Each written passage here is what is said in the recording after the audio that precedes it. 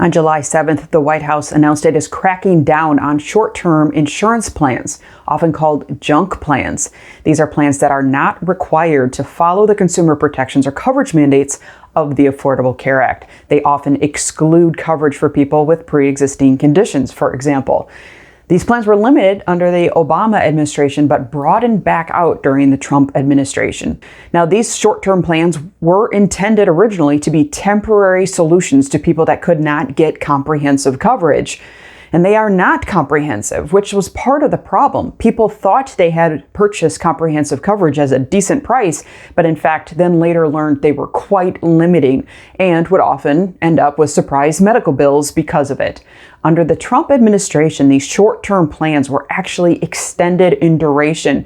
They could last up to a year with the option to be extended for an additional 3 years after that. If finalized, this new proposed rule would shorten that duration all the way back down to 3 months as originally designed in the Obama administration.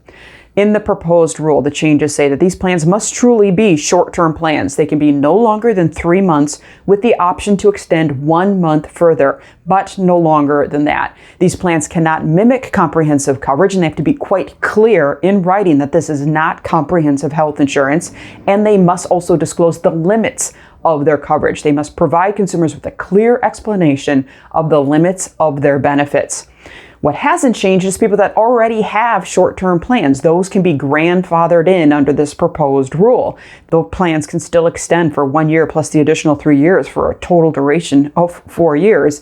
And this new rule does not limit the sale of short-term plans during the Affordable Care Act's open enrollment period. In a statement, President Joe Biden said, "Over the past few months, my administration's cracked down on junk fees across different industries: banking, hotels, concerts, tickets, airlines, cable, and the internet. And today I'm pleased to announce that we're making some progress in healthcare." You can read more on the proposed rule to crack down on junk insurance plans. We link to it in the description below.